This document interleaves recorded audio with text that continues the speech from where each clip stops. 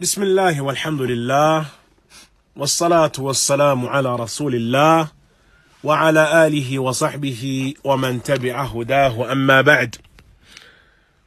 In today's session, Bab al-Ra then is from the trickier of the chapters, but consider it a challenge. Don't look at it, ikhwan, as something that we're going to immediately turn ourselves off from because it's too much for me to encompass. La. The origin, ikhwan, is that we look at these areas of study as a challenge. We take them on board, we memorize them, and we try our best to understand them as best as possible. And so in the previous session, that is the session before yesterday, then we discussed that which is related to the halat or the instances of tafkhim of ra, that is, of reciting ra heavily. And we said that there are a number of instances wherein the ra is recited heavily. We discussed from them and we'll recap them briefly. We said if the ra has a fatha upon it or a dhamma upon it, then the ra is recited with tafkhim, it is recited heavily, qawlan wahida. Whenever the fatha or the dhamma is upon the ra, then there is no doubt that it is mufakham, that the ra is mufakham, it is recited heavily. Similarly, we mentioned if it has a sukoon upon it, if the ra has a sukoon upon it after the presence of a fatha, after a letter with a fatha, يعني al-ard مثلا, then it is mufakham. Likewise, if it has sukoon arid, which is that the sukoon falls upon the ra and the ra comes at the end of the word. And so here, though the ra may not ordinarily have the sukoon, but because we're going to stop upon it, it now has a sukoon upon it. If the letter before it had fatha and we end upon the ra with sukoon, then the sukoon has tafkhim, like ala qadarin ya Musa, ala qadar. If we were to stop upon it, ala qadar, it has tafkhim. Similarly, from the instances that we mentioned is that the ra is sakin, yani that the ra has sukoon upon it, and the sukoon is asli, that is, it occurs, for example, in the middle of the word, and the ra ordinarily has sukoon upon it. If that occurs after a dhamma, then the ra has tafkhim, like al-furqan.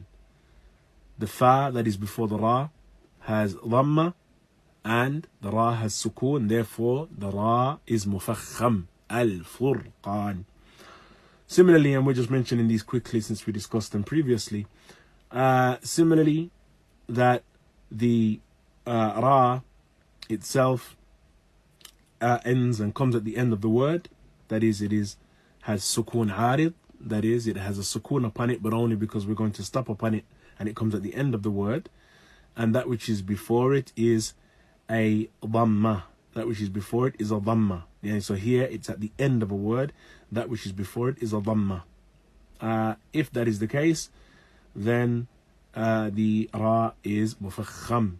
The ra is mufakham. Now, likewise, if the ra is sakin, yani that we have sukoon upon it, but it comes after hamzatul wasal, and so before it we have hamzatul wasal, and that which follows hamzatul wasal is ra with sukoon upon it, ra'un sakin. الذي ارتضى, here irtada, man irtada, then here we have ra following hamzatul wasal, then the ra here has the tafkhim, or it is recited mufakham, yani it is recited heavily. Likewise, we mentioned if the ra occurs with us or has a sukoon upon it, yani it occurs in one word, it has a sukoon upon it, and the letter that is before it has kasra, and the letter that comes after it is a letter of isti'la that has fatha upon it. This is probably the trickiest of the scenarios. Again, that the ra has sukoon upon it. It occurs in one word. That which is before it is a letter with kasrah, and that which is after it is a letter of isti'la. And you remember, we remind you of the letters of isti'la, khussa, daghtin, qidh. So one of the letters of isti'la comes after that ra that has a sukoon upon it, and that letter has a fatha upon it. So the letter before kasrah, the letter after has fatha, and the ra itself has sukoon. Like irsad, like firqatin, firqatin. يعني فلولا نفر من كل فرقة منهم طائفة. أو قرطاس مثلا، ولو نزلنا عليهم كتابا في قرطاس فلمسوه بأيديهم. قرطاس again مفخم. Likewise إن ربك لبالمرصاد، لبالمرصاد، مرصاد. So all of these scenarios, before it we have a letter that has kasra, mirsad, irsadan, firqatin. The ra itself has sukoon, mirsad, firqa, irsad, qirtas. And the letter that comes after it is a letter of isti'la, khussa, daghtin, qidh, the letters of khussa, daghtin, qid, those 7 letters. And that is what we have in these examples. Irsad, sad here. Firqa, qaf. Qirtas, ta. Mirsad, sad, and so on. And so, this scenario, again, if it occurs in this manner, kasra before the letter, then before the ra itself has sukoon, and the following letter has fatha, then it is mufakham. Then we said that if the ra is sakin, that is, it is sakin because of waqf. It is sakin because it occurs at the end of the word. And the letter that is before the ra, that is at the end of the word, likewise has sukoon upon it. And then the letter that is before that has fatha upon it. And that middle letter is not ya. The middle letter is not ya. Then the ra that is at the end of that word is mufakham. Again, the ra comes at the end of the word. The letter that is before it has sukoon upon it, but it is not ya, other than ya. The letter that is before that has fatha upon it. Then the fatha that is way back here has an effect upon the ra at the end of the word, and it is mufakham. You remember we mentioned the general principle that tafkhim is ordinarily affected by fatha and dhamma, while tarqiq is affected by kasra. And so here we have a letter a ra that comes at the end of the word, a letter that precedes the ra that has sukoon upon it, other than ya, and the letter that comes before that is a letter that has fatha upon it. Wal asr, مثلا. Al qadr, ala lahu al khalq wal amr. An nar, and we said nar here. This alif nar, this nar actually is an alif with a sukoon upon it, since it is a letter of elongation. The letters of elongation, all of them have sukoon upon them. We said previously that 3 letters are letters of elongation: alif, ya, waw. Whenever alif, ya, or waw is used to elongate a letter, then it has a sukoon upon it. Likewise, مثلا al-fajr here, wal-fajr.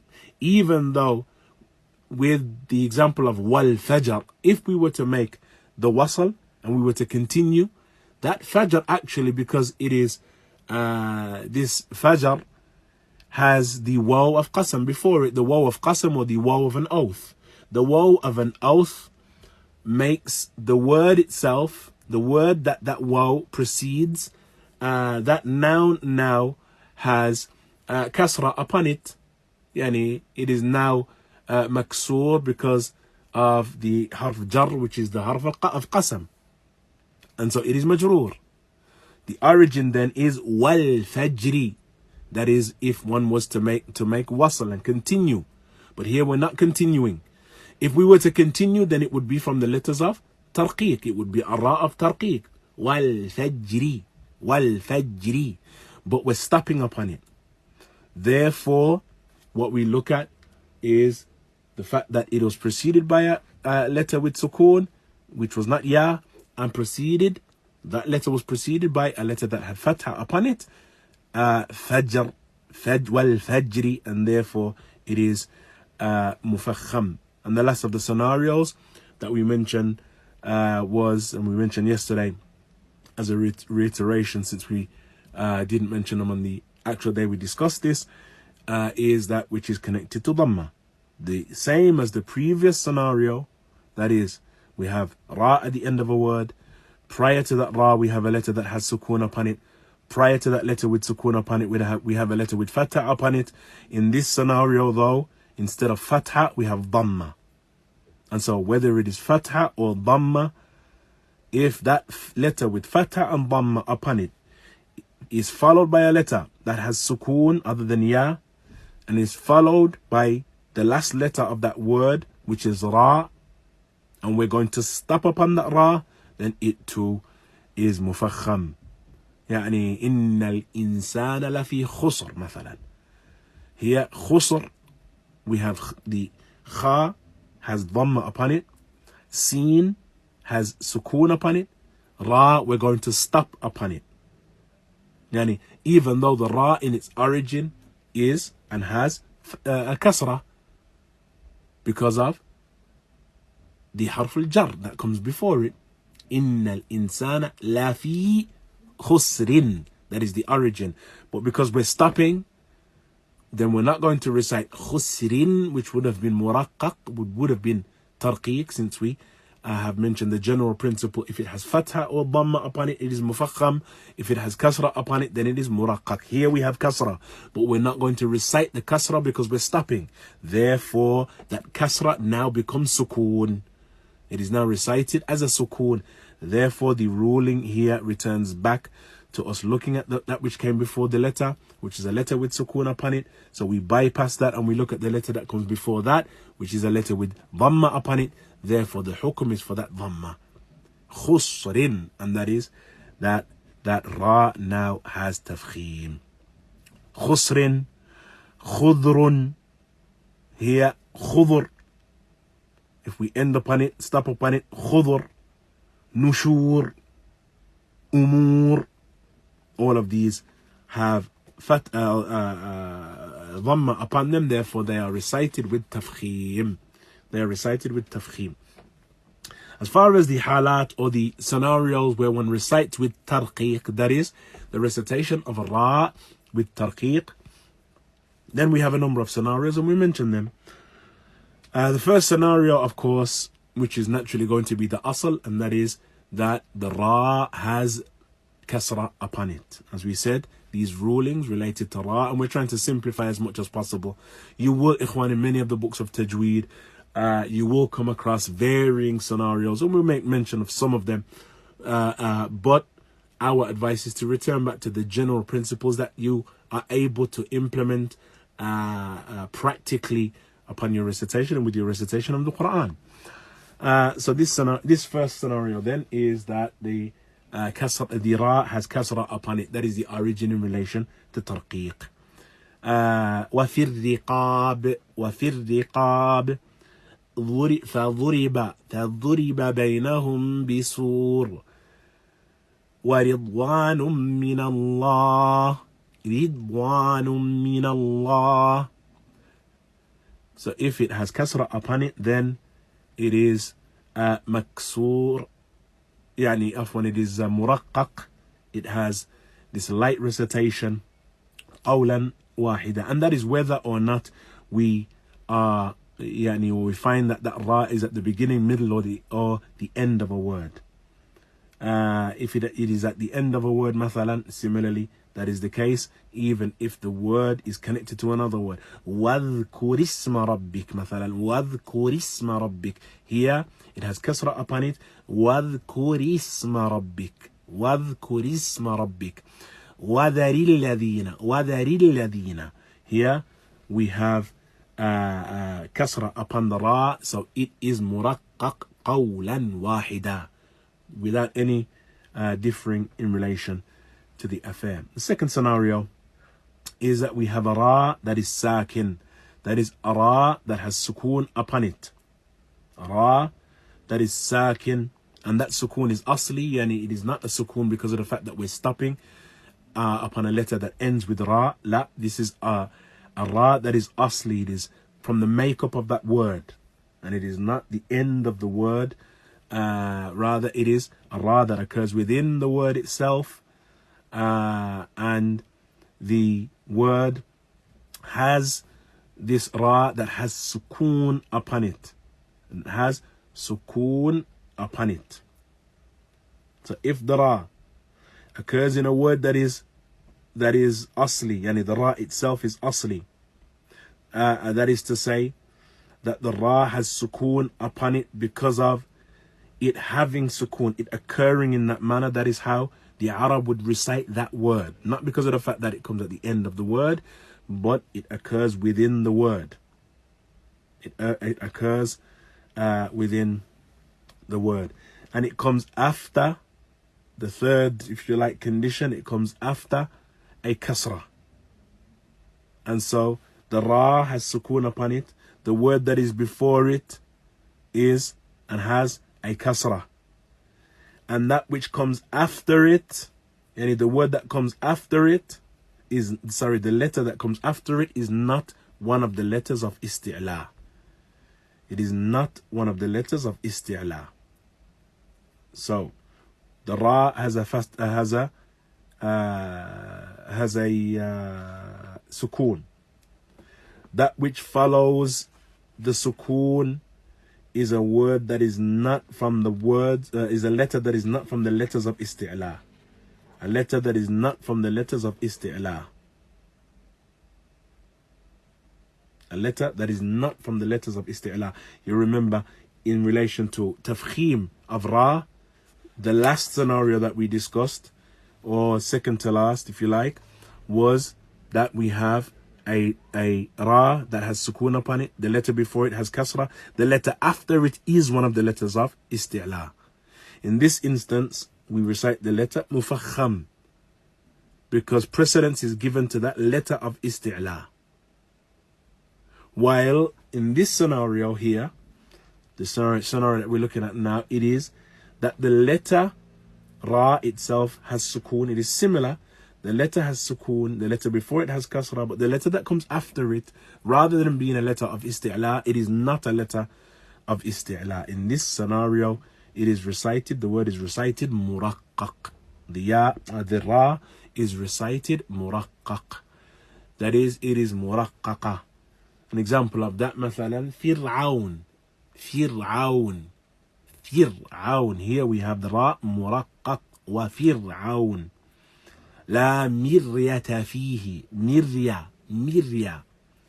Here again, the precedence then is given to the kasra that is before it.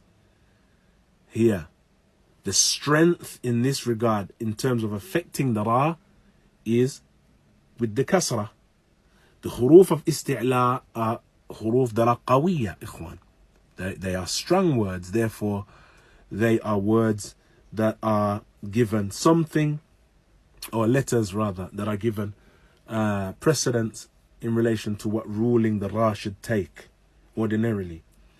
While here we have none of the letters of isti'la, so what we look then at is the fact that there was a kasra before the ra, and that is what affects the letter. That is whether it occurs in one word by itself or a combination of words. Rabbighfirli. Rabbighfirli. Ighfir is the end of the word. The ra here is at the end of the word, but it is followed by ighfirli. Wastaghfir li dhanbik. Wastaghfir li dhanbik. And so the ra here is muraqqaq. The third scenario that we mentioned is that we have the ra being مكسور, عفوا, the ra being sakin, ra sakina, yani the ra itself has sukun upon it. And that which, if we look at the letter, that which came before it is a word, is a letter, ikhwan, my apologies, is a letter that has kasra upon it. And so the ra itself is a ra that is sakin because of waqf. The ra is sakin because of waqf, that is, it occurs at the end of the letter, the end of the word. The letter that comes before it is a letter that has kasra. So if it is at the end of the word and the letter that comes before it is a letter that has kasra, then it is muraqqaq. Then it is muraqqaq. Just to reiterate that, ikhwan, again, the ra has sukoon because of the fact that we're going to end upon it. It is at the end of the word. The letter that comes before it has kasra, therefore the ra is muraqqaq. Like, مثلا, لينذر ذو ساعة من لينذر يوم التلاق. Or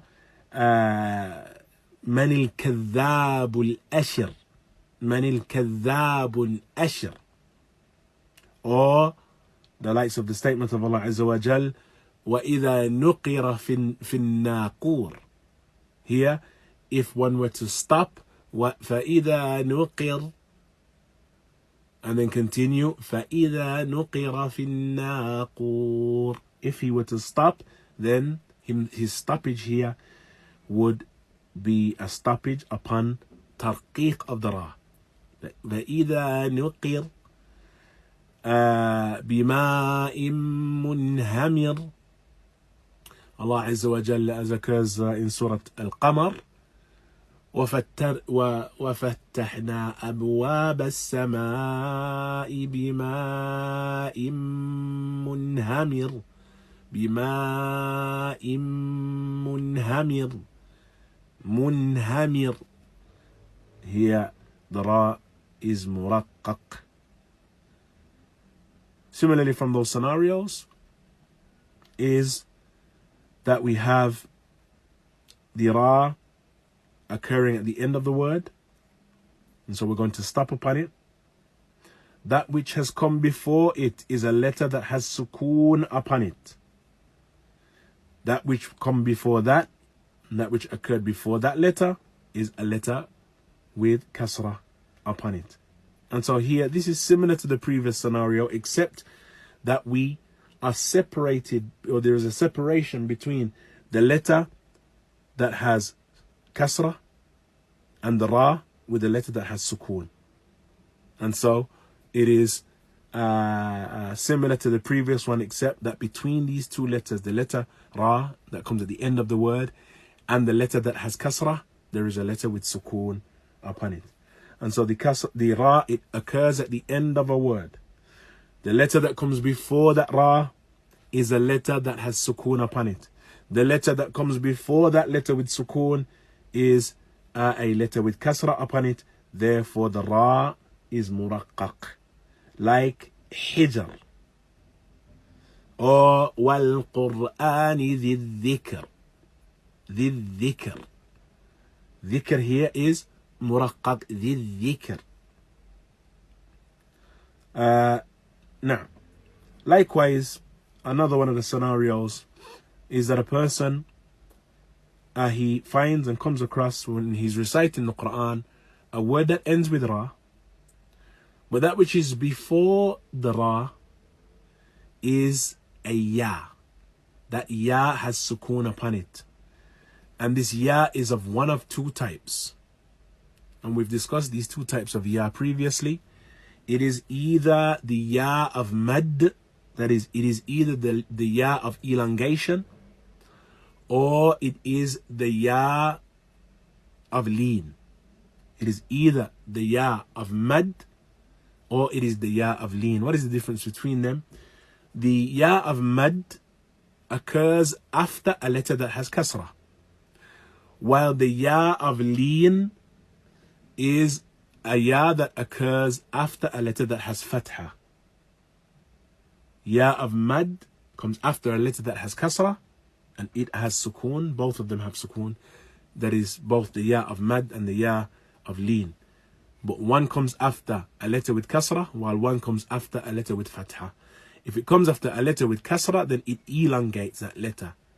While if it comes after a letter with fatha, it is considered one of the letters of leen. It is considered one of the letters of leen. As it relates, mathalan, to elongation, then that occurs in the statement qadir, mathalan. إن الله على كل شيء قدير. Here, because of the fact that we have ra ending the word with sukoon, prior to that we have a ya that has sukoon upon it likewise, and prior to that we have this dal, which is part of the name of Allah Azza wa Jal, Al-Qadir. The dal has kasra upon it. Then what occurs is that we consider this ya a ya of elongation, number one. Number two, the ra is recited with tarqiq. على كل شيء قدير. As far as the example of leen, then that is like مثلا خير. We have kha with a fatha, ya, and it is followed and ended by ra. The ra here is sakin because we're stopping upon it. Therefore, al-khayr, at-tayr, مثلا. It is leen, but we have tarqiq. At-tayr, al-khayr. All of these are examples, أيها الإخوة, of al-leen. These examples, in essence, are the examples that there are no issues with. These are the examples that there are no issues with. There is one example, ikhwan, that we'll add to it, and another that we'll come back to later because it is a topic that will come up later, the topic of al-rawm. We'll come back to the discussion of al-rawm, but there is one more instance of tarqiq, and that instance of tarqiq is known as the ra al-imala. Ra al-imala is the ra that occurs on the basis of a manner of uttering what is ordinarily considered what would ordinarily be considered a fatha, but among some of the tribes with certain words, then they would recite them as that which is between fatha and kasra. So they would recite them as that which is apparently between fatha and kasra. And so its sound is a sound that is between fatha and kasra. And you'll find that in some modes of qira'ah as-Susi and others, that you'll find with some words, and occasionally in warsh, that we have this imala. Mathalan, instead of saying wash-shamsi wa duhaha, then imala is between kasra and fatha, and so it is recited wash-shamsi wa duhaha, or يعني مثلا as occurs مثلا in Surah Taha, اذهب إلى فرعون إنه طغى. يعني this طغى is a sound that is between fatha and kasra, and it is known as imala. In the recitation of the Quran that we are familiar with, particularly here in the West generally, and that is possibly the most widespread in the Islamic world, then that is riwayat Hafs and Asim, the qira'ah or the recitation of Hafs and Asim. This mode of recitation only has imala in one instance and in one word in the Quran, and that is as occurs in Surah Al-Hud in the 41st verse of Surah Hud. We have the statement of Allah when Allah Azza wa Jal mentions concerning the Ark of Noah, Bismillahi majreha. Bismillahi majreha wa mursaha.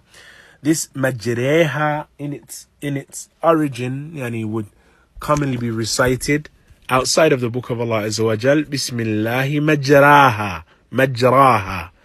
Bismillahi majraha. But here we have the statement of Allah Azza wa Jal, as we mentioned here in Riwayat Hafs, Bismillahi majreha. Majreha.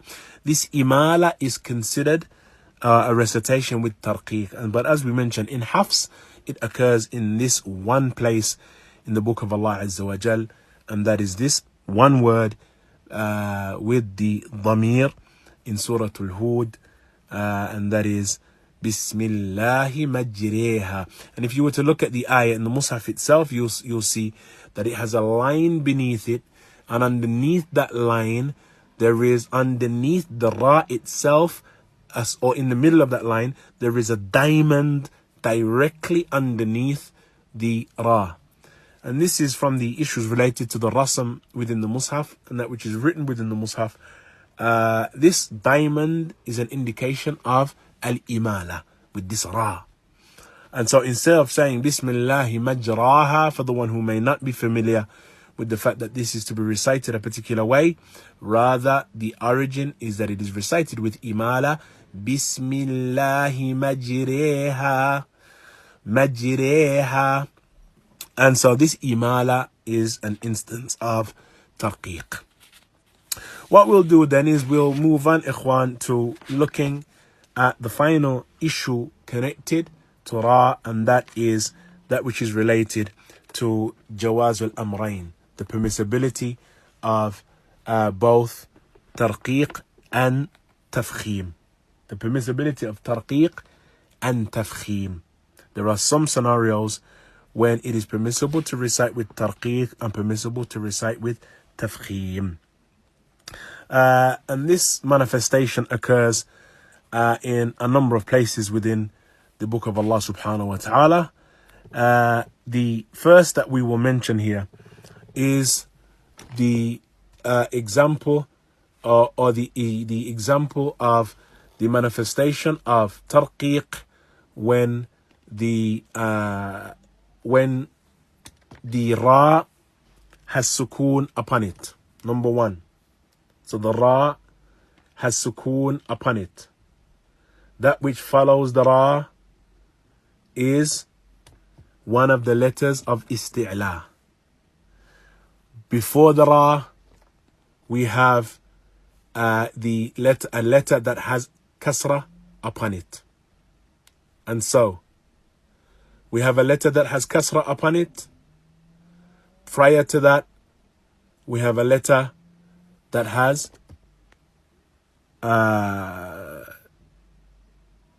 we have prior to the ra a letter that has kasra upon it.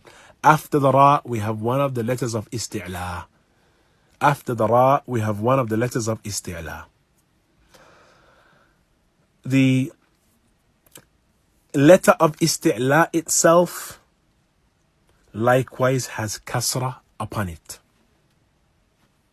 And so previously, we looked at an example of the letter before the ra having kasra, the ra itself having kasra, and then it is followed by one of the letters of isti'la that has fatha upon it. Like qirtas, or like firqa, or like irsadan. Here, the letter of isti'la that comes after the ra has fatha upon it. In this scenario, we have a letter of isti'la, but it has kasra upon it. And this, ikhwan, occurs in one place in the book of Allah Azza wa Jal with one letter. And this occurs in Surah Al-Shu'ara, the 63rd verse of Surah Al-Shu'ara. And that is Shu'ara, ikhwan, not Surah Shura. Surah Al-Shu'ara, and that is the statement of Allah Azza wa Jal, firqa, firq. The statement of Allah Azza wa Jal, firqin, firqin. This one word that occurs in the book of Allah Azza wa Jal in this manner, that is, it is a ra that has sukoon upon it. Before the sukoon, we have a letter with kasra upon it. After the ra with sukoon, we have one of the letters of isti'la that similarly has kasra upon it.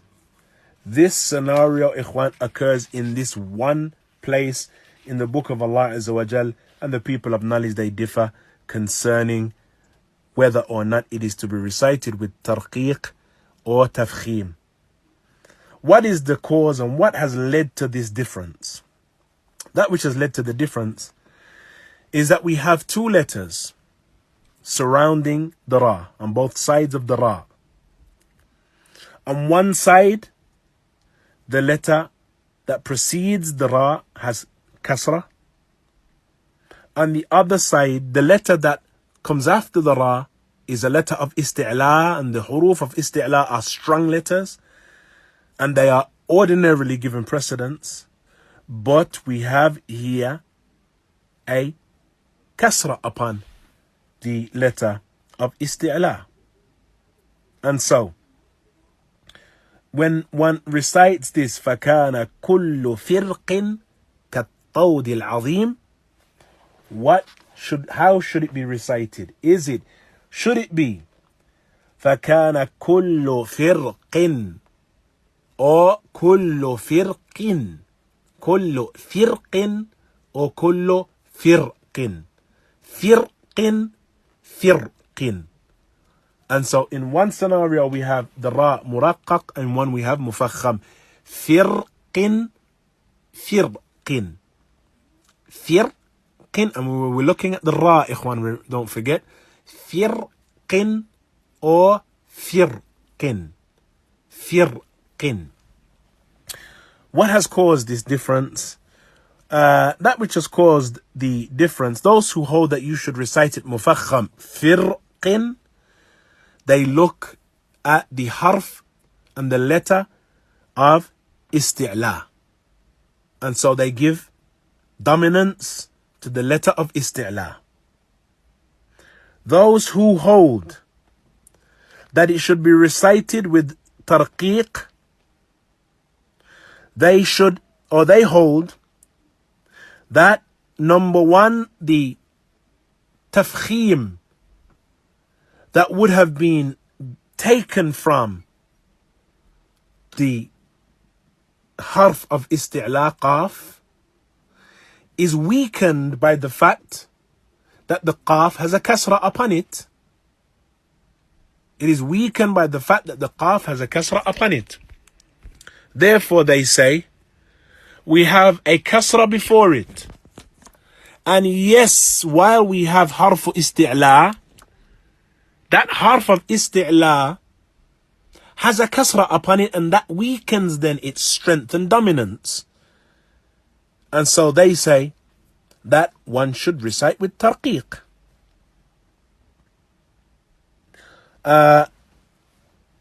The origin then is that because of this difference among the qurra, because of this difference among the great scholars of qira'ah, on the basis of that, then this khilaf has led to the permissibility of both affairs. That is, permissibility of firq or firq. But what is given precedence and is the position of Imam al-Jazariyah and others is that it is recited with tarqiq. He leans towards it being recited with tarqiq. And so that is the one scenario of the permissibility of both affairs, firq and firq. The second scenario is when we have the harf, that is the ra, occurring at the end of a word. The ra, it occurs at the end of the word. We're going to stop upon that word. That which comes before the ra, before the ra, we have a harf that has sukoon upon it. A letter that has sukoon upon it.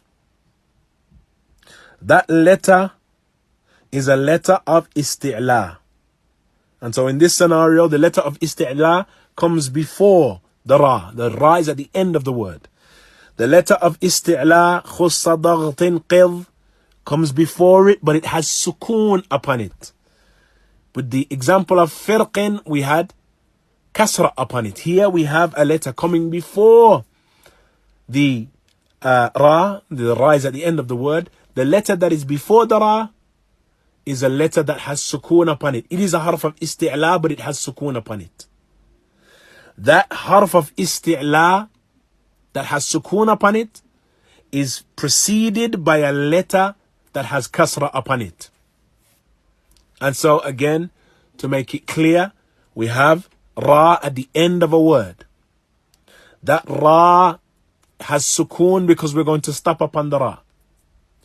Prior to that ra, we have a letter of isti'la. These heavy letters. That letter of isti'la, though, it has sukoon upon it. Prior to that letter of isti'la, there is another letter that has kasra upon it. And so here, this has led to a difference of opinion among the people and the scholars, the people of knowledge and the scholars of qira'ah, as to whether or not this ra should have tarqiq or tafkhim. Again, when we look at the affair, what is it that has caused the khilaf? What is it that has caused the problem? The problem is that we have a letter, as we have mentioned, ikhwan, tarqiq and tafkhim are affected ordinarily. Tarqiq is affected by kasra, tafkhim is affected by fatha and dhamma. But because of the nature of the huruf of isti'la, the letters of isti'la ordinarily have dominance. They dominate over in terms of recitation and in terms of the relative difficulty that is present in the recitation. So among the Arab, they would give dominance to the letters of isti'la. Here we have, in the previous example, we have ra being the central letter with sukoon upon it. Before it is a letter that has kasra. After it is a letter that has kasra, but it is a letter of isti'la. And so do we give dominance to the isti'la, the letter of isti'la, or do we give dominance to the kasra that is before it and that is upon the letter of isti'la itself? We've previously discussed one of the scenarios when we have the ra either having tarqiq or tafkhim is when the ra comes at the end of the word. There is a letter with sukoon upon it, and then prior to that we have a letter that either has kasra upon it or has fatha and dhamma upon it. If the letter has fatha and dhamma upon it, then the origin is that the ra is recited with tafkhim. If the letter has kasra upon it, then the origin is that the ra is recited with tarqiq. This is one of the instances. But here now we have the middle letter being a letter of isti'la. And so we have a problem. Do we give precedence? Because ordinarily when we have a ra with a letter before it that has sukoon upon it, we bypass the letter with sukoon. And we look at the haraka that is on the letter before it. But the problem here is the huruf of isti'la. We don't just bypass them. These are not just bypassable letters. These are letters, ayyuhal ikhwa, that we must reflect upon because of the strength and the power of the letters of isti'la and the dominance that is oftentimes, or that they have upon the letters that are beside them. And so here the khilaf and the difference of opinion among the qurra has occurred because of this problem. That is, yes, we have the ra coming at the end of the word with sukoon, and we're going to stop upon it, so it has sukoon arid. Prior to that, though, we have a letter that has sukoon upon it. Ordinarily, we would bypass it, but we cannot do that here. It is one of the letters of isti'la. It must be given consideration. But prior to the letter of isti'la, because the letter of isti'la has sukoon upon it, and so that weakens its effect. Prior to the letter of isti'la, we have another letter that has kasra upon it. And so here the issue is, do we give dominance to the kasra, as we have in previous instances, or do we give dominance to the letter of isti'la, even though the letter of isti'la has sukoon upon it? And so, even though there is sukoon upon it, do we still give it dominance? Do we still give it strength? Or do we bypass it, as we ordinarily would do, and give the dominance to the letter that is before it? And this is what has caused the problem. And this ordinarily, ikhwan, the discussion among the people of knowledge is majorly around two main words. One of them, the word Misr. The word Misr. And Misr, ikhwan, it occurs in more than one place in the book of Allah Azza wa Jal. There are 4 instances of the word Misr occurring in the Quran. The first instance, and we'll mention all 4 of them if you want to make notes. The first instance is Misr, as occurs in Surah Yunus, the 87th verse in Surah Yunus. بمصر بيوتا. The second instance is it occurring in Surah Yusuf, the 21st verse of Surah Yusuf. الذي اشتراه من مصر. The third instance is the 99th verse in Surah Yusuf, and that is ادخلوا مصرا أو ادخلوا مصرا. ادخلوا مصرا.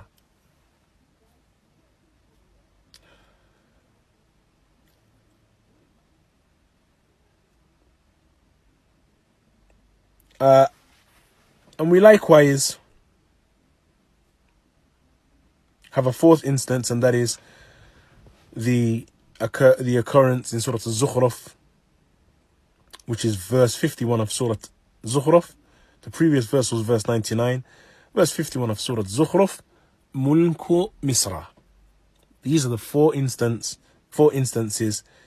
that we have a problem. I know some of you are saying, well, what about the verse in Surah Baqarah? اهبطوا مصرا فإن لكم ما سألتم. Here, this does not enter into the khilaf because of the fact that Misran here is munawwana. Yani, it has tanween upon it, and therefore there is no issue. It is considered mufakham qawlan wahida. This tanween now causes it to be considered mufakham without any difference. But the problem is with these 4 instances where there is no tanween upon the ra, and if we stop upon them, what is to be given to this ra? Is it mufakham or muraqqaq? And so the scholars, they differ in this regard because of this issue. Al-Imam al-Jazari rahimahullah ta'ala, he chooses, ikhwan, in relation to Misr, that it is mufakham. That it is mufakham. And in relation to Qitr, which is the second issue, the second word, we mentioned Misr, and the second word, ikhwan, is Qitr, as occurs in Surah Saba, the 12th verse of Surah Saba.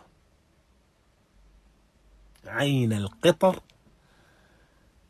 This Qitr is likewise similar to Misr. So Imam al-Jazari rahimahullah ta'ala, he prefers and gives precedence to tafkhim with Misr and tarqiq with Qitr. Why is that, ikhwan? And these are not just random picks, ikhwan. They have asbab and reasons. The reason that he gives tafkhim and prefers tafkhim with Misr and tarqiq with Qitr is Al-Imam Al-Jazari rahimahullah ta'ala, he looks towards, and his position is based upon looking at that which is related to wasl. That is, what is the haraka that is upon that letter if we were to continue reciting, and what haq would be given to that if we did not stop and we continued. So he looks towards what haraka is upon the letter itself if we did not stop and we continued reciting. So as far as Misr is concerned, then we have upon the Misr, upon the instances of it occurring in the book of Allah Azza wa Jal, and this is something, ikhwan, that you'll find in all 4 instances, that Misr has fatha upon it. بمصر بيوتا بمصر بيوتا واشتراه من مصر. All of them have fatha upon them. And so, what is the origin, as we said, in relation to tafkhim? If it has fatha upon it or dhamma upon it, then it is mufakham qawlan wahida. Yani the letter is mufakhama qawlan wahida. There is no different and no dispute concerning that. And so with that being the case, he looks at Misr, that we've stopped upon, which now has sukoon, and he gives takes his position and passes his verdict based upon the haraka if we did not stop and we continued reciting.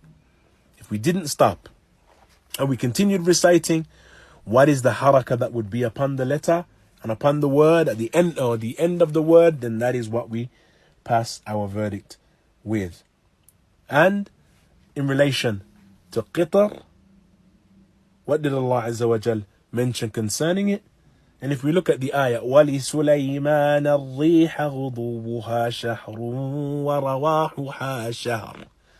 Allah mentions to Sulaiman, we gave the rih, the wind, غُضُوُّهَا شَهْرٌ وَرَوَاحُهَا شَهْرٌ. He could make it travel a month before it. And he could send the wind a month before he would come for battle and what have you. Then Allah Azza wa Jal mentions, وَأَسَلْنَا لَهُ عَيْنَ الْقِطْرِ. عَيْنَ الْقِطْرِ. And so here, if we look at qitr, it is عَيْنَ الْقِطْرِ. عَيْنَ الْقِطْرِ. Since it is مضاف إليه, يعني مضاف and مضاف إليه, therefore عَيْنَ الْقِطْرِ, because of the fact that it has kasra upon it, then he gives precedence to the kasra. The origin, if ra has kasra upon it, then the kasra is given dominance, and that is what we pass our verdict or base our position upon. It is therefore muraqqaq. And so he holds that with qitr, we recite it muraqqaq. With Misr, we recite it mufakham. Though there is some differences of opinion, but that is a nice balanced position that is taken by Imam Al-Jazari here. There are some other words, ikhwan, that you'll find some difference of opinion around. These scenarios are the most common and are the most valid. We have other instances like nudur, that you have some mentioning and arguing that nudur, then there's a difference concerning whether it should be muraqqaq or mufakham, because nudur in its origin is nuduri. And so with the removal of the ya and stopping upon nudur, yani, do we look at the ya that was removed, or do we look at the fact that we've stopped upon, or we have a sukoon and before it there is a dhamma? The origin in relation to these examples, ikhwan, is that we work with what is before us, we work with what we can see, and we return that which is present back to the general principles that we have mentioned. And so, as we mentioned, ikhwan, and we say and we reiterate, if we want to mention a really broad general principle in this bab, and we're going to end bab ra'at today, inshallah. If you want a nice, broad, easy to work with principle, then consider these scenarios, ikhwan, and you'll see that they return back ultimately to the presence of fatha, or the presence of kasra, or the presence of dhamma. If there is a kasra either upon the letter or in close proximity, then ordinarily dominance is given to that. If there is a fatha, then dominance will be given to that, and it will be mufakham. If there is a dhamma, dominance will be given to that, and it is mufakham. And then we have the issues that we have to pay attention to, and that is when we have a ra, and beside that ra is one of the letters of isti'la. And we've discussed, ikhwan, the principles connected to that. Hopefully, ikhwan, with that, we have brought some light to the ahkam of ra. As we mentioned, ikhwan, this bab of ra is one of the most complicated and most complex of the abwab related to tajweed. So inshallah, everything that will come, everything that will follow from here on out should be a lot more straightforward. Bi-idhnillahi ta'ala. Understand this bab, though. It may be that you may have to go over it just to understand it correctly, and just to memorize as best as possible these scenarios, remember them and implement them. And as we have said, ikhwan, the best way to implement them is by practice. Take the book of Allah Azza wa Jal, open the mushaf, read the mushaf, and look out for these ra'at. Look out, ikhwan, for these instances. And then think as you're reciting and as you're reading, look at the letter, look at the word, what has come before it, what is upon it. How then, or what is most likely for this in relation to the ahkam of ra? Is it muraqqaq? Is it mufakham? What is most likely here? Is it muraqqaqa or is it mufakhama? We look at the ra, what comes before it, what follows it, what is upon it. The only thing that we have to be considered with in relation to looking at the letters that come before and so on is when the ra has sukoon upon it in the middle of a word, or it comes at the end of a word and one is going to stop upon it and it has sukoon. This is when we make this consideration of what is beside it. As far as the letter itself, if it has fatha upon it, kasra upon it, dhamma upon it, then there is no need for you to worry. If it has fatha or dhamma, mufakham. Kasra, muraqqaq. Khalas. The only issue that requires some reflection and some thought is if the letter ra has sukoon upon it. In that instance, we remember the same principle. It will ultimately return back to the effect of kasra, either on the letter before or the letter before that, or the effect of dhamma or the effect of fatha. That is just to try and simplify the affair. But as we mentioned, ikhwan, it is best for you to practice these rules and to memorize them and to drum them in by practicing with the recitation of the book of Allah subhanahu wa ta'ala. My apologies today for this longer session, but we wanted to finish bab al-ra so we can move on, ikhwan, to the other ahkam, and in particular bab al-lam. Allahu ta'ala a'lam, wa sallallahu wa sallam wa barak ala nabiyyina